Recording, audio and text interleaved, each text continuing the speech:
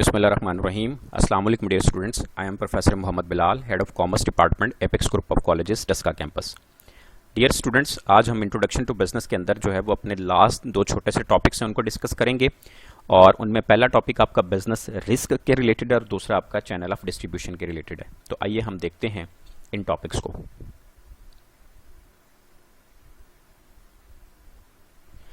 तो सबसे पहले हम बात करते हैं बिजनेस रिस्क क्या होता है। रिस्क जो है वो एक एसेंशियल फीचर है बिजनेस का। तो अगर आप बिजनेस रिस्क को डिफाइन करना चाहें तो वो डिफाइन इस तरह से होगा, as the danger of loss from unforeseeable future events, कि जो आपको मुस्तकबिल के अंदर कह लें कि ऐसे वाक़यात जिनका आपको आइडिया नहीं, अंदाज़ा नहीं, उनकी वजह से जो आपको नुकसान हो सकता है। अच्छा जी, जो आपका बिजनेस रिस्क है इसके अंदर आप इसको किस चीज़ के साथ रिलेट करते हैं कि ये पॉसिबिलिटी ऑफ लॉस है due to some unpredictable and unfavourable happenings in future. तो मुस्तकबिल के अंदर जो कह लें कि ऐसी चीज़ें जिनके हम पेशन कोई नहीं कर सकते या जो हमारे लिए फेवरेबल नहीं होंगी, उन चीज़ों की वजह से जो हमें लॉस हो सकता है वो बिजनेस रिस्क है। तो बिजनेस रिस्क की प्रॉपर डेफिनेशन जो है वो ये है कि according to the Wheeler, risk implies uncertainty about the future course of events, कि वो कह रहा है कि ये बिजनेस रिस्क जो है इसका क्या इम्प्लाई किया जाता है, इसको रिलेट किया जाता है अनसर्टेनिटी के साथ, गैर यकीनियत जो होती है about the future course of events, जो मुस्तकबिल के अंदर वाक़यात होने होते हैं। There is a chance of loss from the day goods are produced in anticipation of demand until they are sold and the payment is received. वो कह रहा है कि इसमें नुकसान का जो है वो चांस होता है जिस दिन आपने शेयर बनाई, प्रोड्यूस की और उनकी डिमांड, और अनटिल जब तक वो बिक नहीं जाती और पेमेंट रिसीव नहीं होती तब तक आपको उसमें नुकसान का जो है वो खदशा रहता है। उसमें बैड डेट्स हो सकते हैं, थेफ्ट हो सकती है, चीज़ें गुम हो सकती हैं, एम्बेजलमेंट हो सकती है, हेराफेरी हो सकती है, एक्सीडेंट एंड डेथ एटसेट्रा में आल्सो रिजल्ट्स इन लॉस। अब अगर हम इसके कैरेक्टरिस्टिक्स की बात करें तो एक तो अनसर्टेनिटी जो है इसको आप कभी भी अवॉइड नहीं कर सकते। 100% जो है वो अनसर्टेनिटी एग्जिस्ट करती है। और ये जो गैर यकीनी सिचुएशन है ये कह लें कि ये एग्जिस्ट करती ही करती है। जैसे आजकल आपने देखा कि मार्च में जो है वो कोविड-19 की वजह से, कोरोना वायरस की वजह से पूरे मुल्क के अंदर लॉकडाउन किया गया। अच्छा, इस लॉकडाउन को जो है वो पहले 6 अप्रैल तक किया गया, फिर उसके बाद 14 से 15 अप्रैल, फिर उसके बाद 25 और फिर उसको जो है वो एक्सटेंड किया गया। अभी भी स्टिल हमें अश्योरिटी नहीं कि जो नेक्स्ट डेट दी गई है 9 मई तक, क्या उस दिन तक जो है वो इसको लॉकडाउन को ख़त्म कर दिया जाएगा कि नहीं। इसी तरह से देखिए मुख्तलिफ सिचुएशंस बन सकती हैं और उन अनसर्टेनिटीज़ को कभी भी हम अवॉइड नहीं कर सकते। इसी तरह से नेक्स्ट है जी essential element of business. Risk जो है ये बिजनेस के अंदर आप इसको अवॉइड ही नहीं कर सकते, ठीक है जी। और कोई भी business without the element of risk जो है वो आप उसको रन नहीं कर सकते, आप उसको चला नहीं सकते, ठीक है जी। और कोई भी बिजनेस 100% जो है वो इससे बच नहीं सकता। इस वक्त आप देखते हैं पाकिस्तान के अंदर और पूरी दुनिया के अंदर जितने भी बिजनेसेस हैं वो सारे के सारे जो है वो उनको रिस्क का सामना है, क्योंकि उनकी प्रोडक्शन स्टॉप्स हैं, जो प्रोडक्शन हुई थी उसको वो डिस्पैच नहीं कर पा रहे, ऑटोमेटिकली जो है वो यहाँ पे आपको नुकसान का डर है।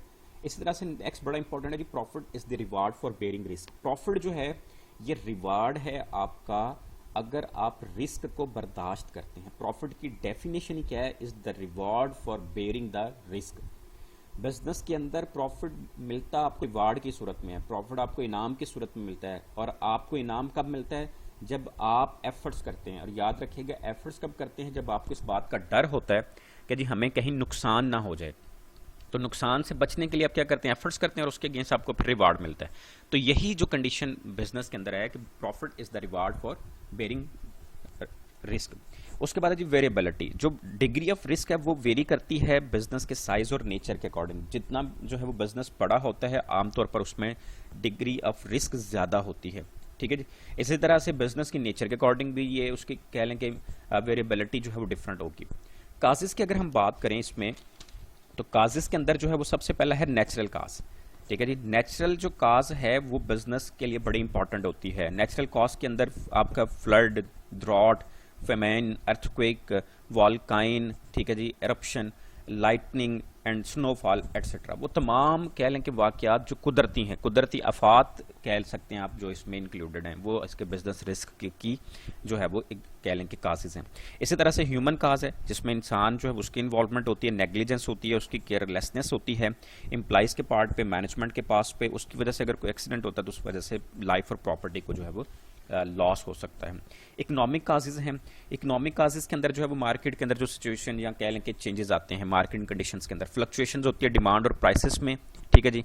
और अगर चीज़ों के जो है वो सब्स्टिट्यूट चीपर अवेलेबल हो जाएं तो वो ऑटोमेटिकली जो है वो कॉस्टली चीज़ों के जो है वो उनकी सेल्स पे इफेक्ट करती है। इसी तरह से फिजिकल और टेक्निकल काजेज़ हैं। फिजिकल और टेक्निकल काजेज़ के अंदर ये है कि जी टेक्निकल चेंजेस आते हैं, ठीक है जी, मैकेनिकल जो चेंजेस हैं वो डिफेक्ट्स आ जाते हैं, also results in business risk, चीज़ें आपकी जो मशीनरी है, ठीक है जी, उसमें चेंजेस आ गए, आपका प्रोडक्शन सिस्टम जो आप यूज़ कर रहे हैं उसके अंदर चेंजेस आ गए, तो ऑटोमेटिकली वो भी आपके लिए जो है वो बिजनेस रिस्क के तौर पे कंसिडर किया जाता है। उसी तरह से पॉलिटिकल काज है, मुल्क के अंदर जो है वो अगर पॉलिटिकल डिस्टर्बेंस होती है, सियासी तौर पे काम ख़राब होता है, हालात ख़राब होते हैं, ठीक है जी, गवर्नमेंट गिरती है या सिविल वार स्टार्ट होती है, तो उसकी वजह से बिजनेसेस को जो है वो हैवी लॉसेस बियर करने पड़ते हैं। तो डियर स्टूडेंट्स, ये एक आपका छोटा सा टॉपिक बिजनेस रिस्क के रिलेटेड था। नेक्स्ट जो आपका टॉपिक है वो आपका चैनल ऑफ डिस्ट्रीब्यूशन से रिलेटेड है। अच्छा जी, ये जो चैनल ऑफ डिस्ट्रीब्यूशन है, बुनियादी तौर पे चैनल ऑफ डिस्ट्रीब्यूशन से मुराद यहाँ पे जो है वो ये है कि जब आप चीज़ें प्रोड्यूस करते हैं तो उन चीज़ों को जो है वो आप लोग ज़ाहिर है एक राउट से गुजारते हुए उन चीज़ों को आपने कंज्यूमर तक जो है वो पहुँचाना होता है। अब जो चीज़ें बिज़नेस के अंदर प्रोडक्शन हो जाती है तो उन चीज़ों को ज़ाहिर है आपने अल्टीमेटली मूव करना होता है मार्केट की तरफ। तो आपका क्या वो कह लें सीक्वेंस होगा, ठीक है, उसको हम चैनल ऑफ डिस्ट्रीब्यूशन कहते हैं। चैनल ऑफ डिस्ट्रीब्यूशन के अंदर प्रोड्यूसर इंक्लूड है, कंज्यूमर इंक्लूड होता है, इंडस्ट्रियल यूज़र इंक्लूड होता है और मिडल मैन इंक्लूड होते हैं। तो सबसे पहले हम देख लेते हैं इसकी एक डेफिनेशन विलियम जे स्टैंटन के अकॉर्डिंग। वो कहता है channel of distribution for a product is the route taken by title to the goods as they move from the producer to the ultimate consumer और इंडस्ट्रियल यूजर। कि channel of distribution एक route होता है, ठीक है जी, root होता है जिसमें से चीज़ें जो है वो गुजरती हैं और उनका जो टाइटल होता है, उनकी जो ऑनरशिप होती है वो चेंज हो जाती है from producer to the ultimate consumer और इंडस्ट्रियल यूजर। अब यहाँ पे हम देखते हैं कि हमारे पास जो है वो कितने चैनल्स ऑफ डिस्ट्रीब्यूशन अवेलेबल हैं। पहला है प्रोड्यूसर टू होलसेलर, चीज़ें प्रोड्यूसर से जाएंगी होलसेलर की तरफ और होलसेलर से जाएंगी रिटेलर की तरफ और रिटेलर जो है वो अल्टीमेटली कंज्यूमर को देगा। एक ऑप्शन होती है जी प्रोड्यूसर डायरेक्ट दे रिटेलर को और रिटेलर जो है वो कंज्यूमर को दे दे। एक ऑप्शन है प्रोड्यूसर जो है वो कंज्यूमर को डायरेक्ट सेल करे। एक है प्रोड्यूसर जो है वो अपने एजेंट को दे, एजेंट जो है वो होलसेलर को दे और होलसेलर जो है वो रिटेलर्स को सेल करे। एक है जी प्रोड्यूसर जो है वो अपनी ओन रिटेल शॉप्स के थ्रू जो है वो कंज्यूमर को सेल कर सकता है। इसी तरह से प्रोड्यूसर जो है वो एजेंट को सेल करेगा, एजेंट रिटेलर को और आगे कंज्यूमर को। तो डियर स्टूडेंट्स, ये एक दो आपके छोटे छोटे टॉपिक्स थे जो कि पेपर में आपके ओवरव्यू या राइटर नोट के नाम पर जो है वो पेपर में आ सकते हैं। तो इसको आप जो है वो बुक से भी मजीद कंसिडर कर लीजिएगा। इस हवाले से अगर कोई आपका क्वेश्चन होगा तो वो आप जो है वो अलग से डिस्कस कर सकते हैं। तो अल्लाह पाक से दुआ करते हैं कि अल्लाह पाक आपकी ज़िंदगी में आसानियाँ पैदा फरमाए और आपको आसानियाँ तकसीम करने की तौफीक अता फरमाए। अस्सलाम वालेकुम।